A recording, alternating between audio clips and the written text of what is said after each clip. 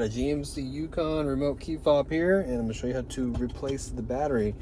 If you have a Tahoe or Suburban, it's pretty much the same remote. So we're going to turn it over, and we're going to take this back panel off. In order to do that, we're going to pull the emergency key out first. So you notice here there's a button here that we're going to press and hold down with our thumb. We're going to pull down on the emergency key, pull it out.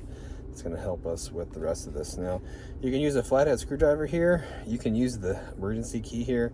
You can try to use your fingernail like this and just pop it up. Take the back cover off. Now, you're still going to need a screwdriver to get the battery out. You have some slots up here at the top. Allow you to pry it out. I'll show you what size the battery is. Battery is going to be a CR2450. It goes down in the bottom first and clicks right in. Positive sign out towards us. You need a battery of the size, check the description box. I'll have a link there that takes you to Amazon where you can pick up a new battery pretty cheap.